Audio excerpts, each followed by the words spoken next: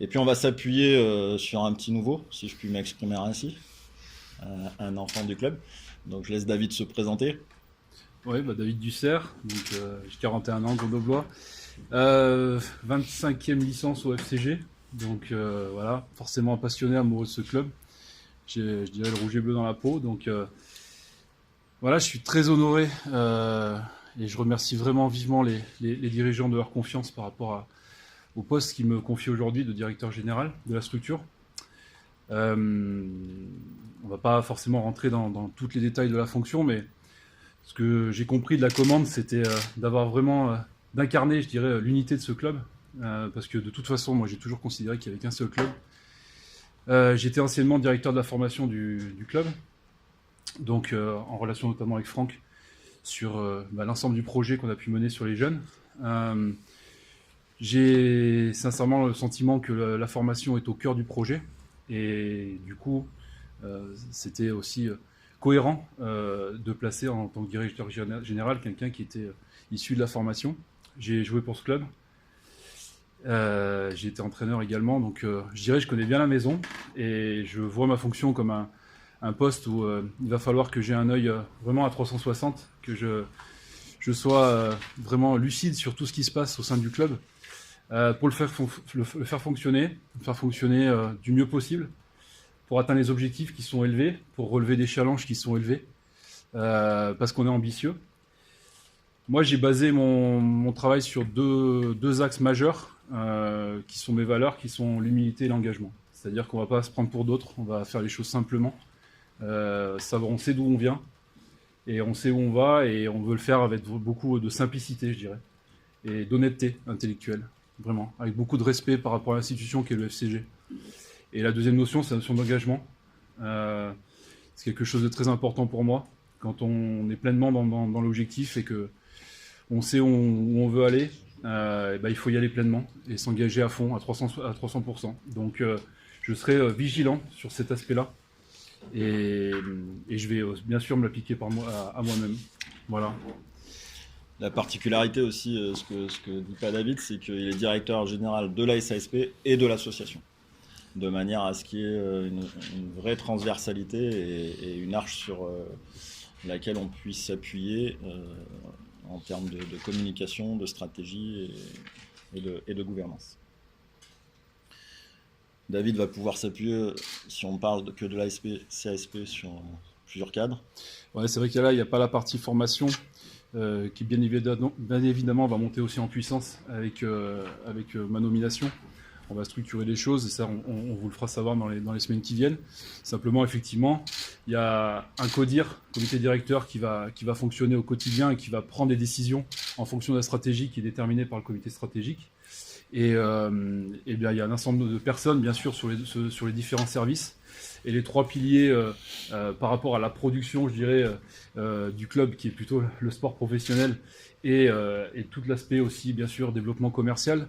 Le développement sportif et le développement commercial seront représentés par Nicolas Trichet en tant que directeur exécutif et du développement, du coup, vraiment sur la partie commerce.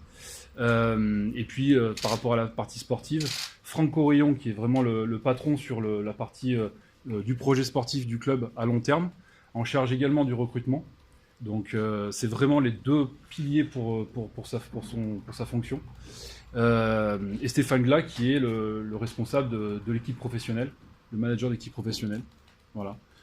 À minima un titre de champion de Pro D2 sur les 3 ans à venir.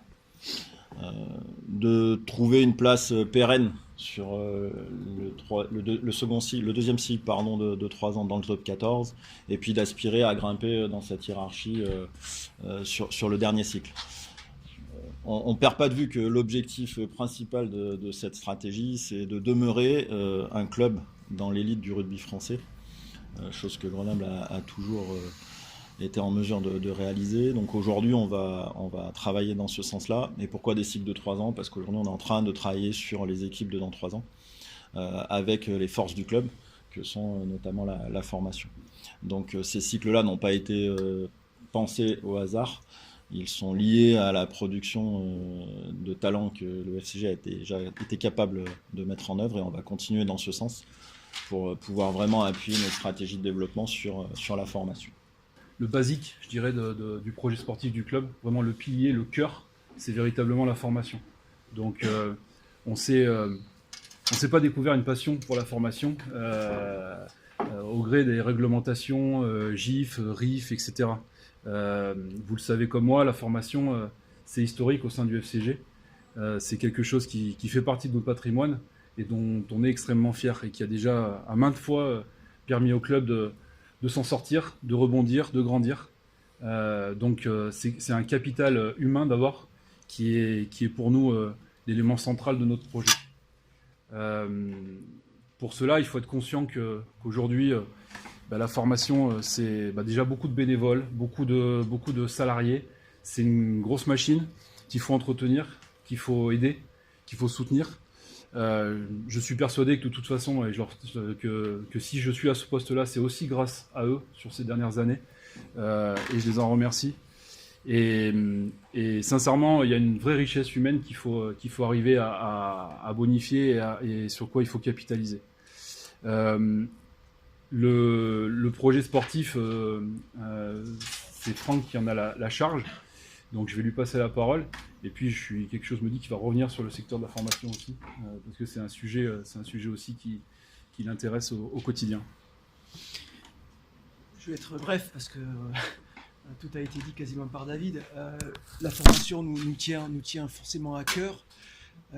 Aujourd'hui, on est très heureux de voir des garçons émerger, grandir, se développer au sein du FCG et défendre les couleurs de l'équipe professionnelle du club. Le FCG, la formation fait partie de l'ADN du FCG. Aujourd'hui, on doit continuer à développer la formation à travers des plans d'action en interne au club, à travers un projet qui s'appelle Défi, vous avez tous entendu parler. L'objectif étant de constituer notre équipe professionnelle avec aussi nos forces vives au sein du club, à savoir 50% de l'effectif constitué de jeunes talents formés au FCG. Donc ça, c'est un vrai challenge qu'on va essayer de relever tous ensemble. Pour cela, on continue à développer et à faire grandir nos éducateurs en interne. On continue à être innovant en essayant d'aller chercher ce qui se fait de mieux à l'étranger ou en France et en essayant d'amener une culture du travail, une culture de la rigueur auprès de nos éducateurs et de nos joueurs. On continue à se poser les bonnes questions sur la détection, sur recruter intelligent, sur détecter, créer du lien avec les clubs amis du territoire, parce qu'on fait partie aussi d'un territoire fort, à savoir les Alpes. Donc la formation fait vraiment partie du projet sportif. Et puis en essayant de faire grandir nos garçons, on fera forcément grandir notre équipe professionnelle. Voilà. Mais comme l'a dit David tout à l'heure, on fait preuve de beaucoup d'humilité, mais aussi de beaucoup d'ambition. On fait peut-être pas beaucoup de bruit, mais on travaille très fort en interne, et ce depuis de nombreuses années.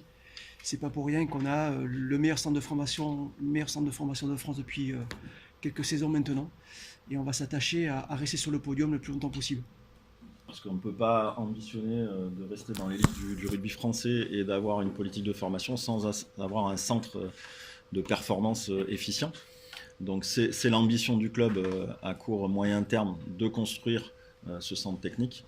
Donc nous allons œuvrer dans ce sens pour pouvoir permettre de continuer ce projet. Les fiançailles sont bien avancées entre la métropole, le GF38 et le FCG. Donc nous aurons un sujet à traiter de plus, mais qui nous permettra aussi d'avoir une épaisseur vis-à-vis des spectateurs et de pouvoir mieux appréhender notre évolution. Franck en a parlé tout à l'heure.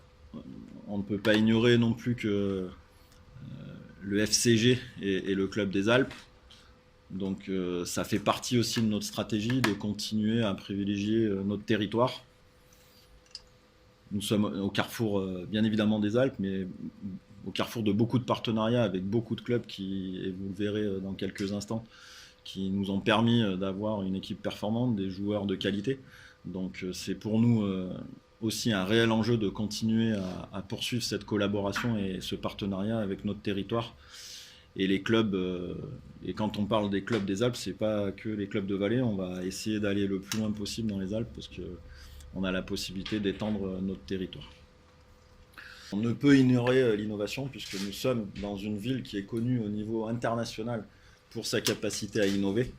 Et si demain on veut perdurer dans l'élite du rugby français, on se doit d'être au cœur de l'innovation, on se doit d'utiliser toutes les ressources que nous amène notre territoire, et l'innovation en fait partie. Donc nous allons très clairement accélérer notre stratégie pour pouvoir faire des partenariats au sens de l'innovation et faire en sorte d'aller vers une nouvelle technicité de préparation, de développement ou autre. Une institution comme le FCG reçoit beaucoup de son territoire, mais restitue aussi, donc au travers des actions de cohésion et d'éducation par le sport.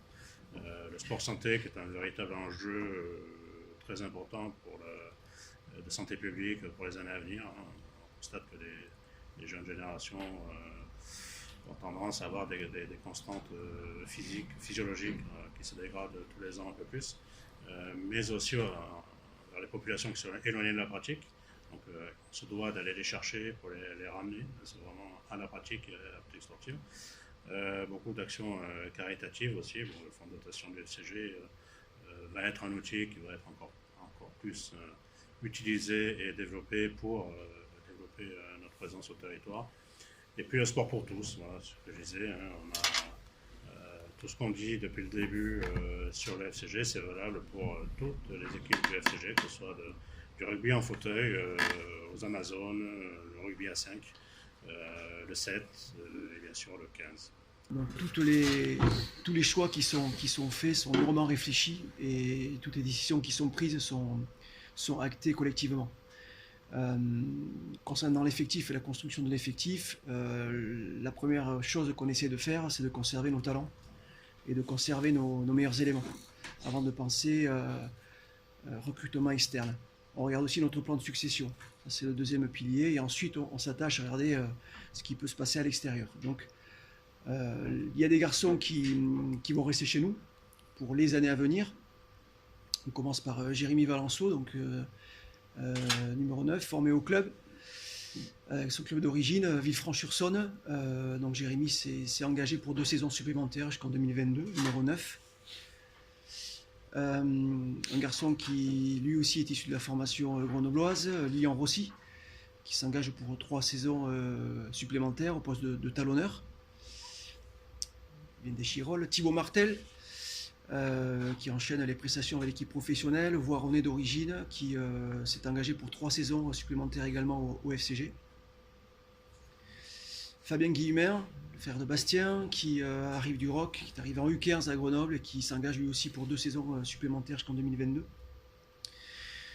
Corentin Glénat, isérois d'origine, de Vinay plus précisément, arrivé au club en U15 également et qui lui aussi va prolonger l'aventure jusqu'en 2023 au poste de numéro 10. Ange Capuezzo, que certains découvrent, que nous connaissons depuis bien longtemps ici au club, US de Pont, 2022 pour Ange Capuezzo, polyvalent, arrière ailier, demi-mêlée.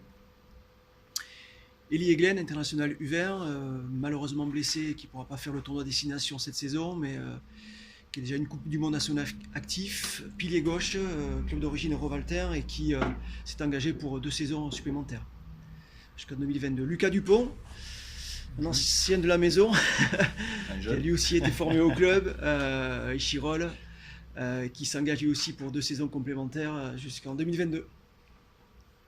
Alaska Tofa, un ancien, qui poursuit l'aventure jusqu'en 2021. Steve Blanc-Mapaz, 3e ligne, jusqu'en 2022.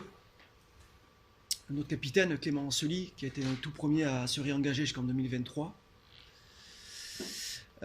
Pierre Guéraud, Jonathan Bousquet, on est en discussion avec eux, donc pour l'instant. Et Jérôme Ray. On est en discussion avec eux. Jonathan Bousquet, voilà, qui s'est engagé récemment pour Grenoble, voilà, qui arrive de Perpignan, qui sera avec nous jusqu'en 2022. Arrière ailier buteur. Et ensuite Karim Kadiri, qui arrive de Bonn, joueur formé au Stade Français, qui est en Fédéral 1 aujourd'hui, qui joue arrière ailier. Joueur de 96, donc il va faire 24 ans et qui nous rejoint donc pour 2 saisons. Et Timothy Nagusa, Jim, qui nous rejoint lui aussi pour 2 saisons jusqu'en 2022, avec une année optionnelle jusqu'en 2023. voilà les quelques prolongations pour notre effectif à l'heure actuelle. Alors, juste une précision, vous avez vu qu'il y a un certain nombre de jeunes qui seront réengagés. Simplement souligner qu'il faut vraiment mesurer le travail qui est fait derrière ces jeunes-là. Ça fait des années qu'on les accompagne. Et on a travaillé fort et je tiens à remercier vraiment les clubs qui nous ont fait confiance. Parce que c'est un vrai partenariat avec les clubs. Et derrière, c'est bien sûr tous les formateurs et toutes les personnes qui ont œuvré, et elles sont nombreuses, autour de ces jeunes-là. Et bien évidemment, les directeurs du centre de formation qui sont au quotidien avec eux pour gérer leur double projet. Et on sait que dans le rugby professionnel aujourd'hui, c'est un véritable enjeu qui arrive à tenir le cap sur cet aspect du double projet.